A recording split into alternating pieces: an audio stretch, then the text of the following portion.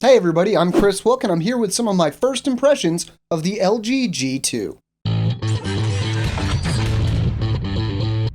One of the biggest deals in my opinion is that the G2 is among the first phones to use Qualcomm's Snapdragon 800 chipset. We were asked not to run benchmarks, and nice guy that I am, I didn't. But that didn't stop others, and from what we've seen, performance on the G2 is awesome. Not really a surprise, but still worth mentioning. I'm a little surprised that reaction to the buttons being on the back of the phone has been so cool. For one, it's part of why the bezel is so tiny, plus it's a lot nicer to use in person than people seem to be imagining. Just being able to change the volume mid-call without fumbling around is pretty neat. Like the Moto X we recently reviewed, LG says they've based the design of the G2 on analysis of the human grip, and like the X, it uses a stepped battery to help achieve this shape.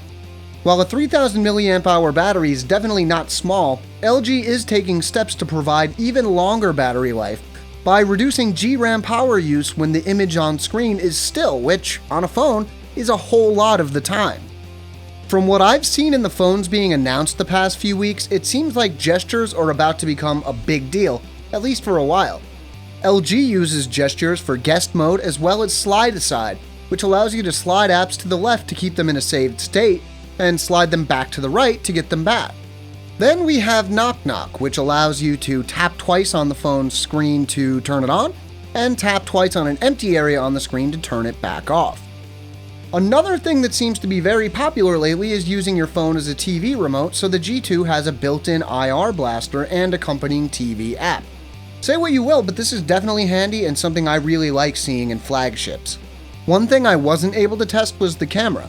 Unlike Motorola using a different RGB-C sensor to improve low-light photography, LG is opting for using optical image stabilization, which should allow longer exposure times without the blur that you normally see with them. Now, I've seen this work on DSLR cameras, and it is effective, but it remains to be seen how well it'll work in a phone. Now, another neat touch is that you can just pick up the phone to answer it. Somebody raised a good point though. What if it's somebody you don't want to talk to? How do you know who it is first? LG has a pretty cool answer for this. You pick up the phone and you see who's calling, but it's not until you hold it to your ear that you actually answer it. Now, this is a gesture I could see misfiring quite a bit, but if it actually works, it would be really cool. LG's promised us that we'll see a review unit really soon, so stay tuned for the official take on the LG G2. I'm Kris, and as always, thanks for watching.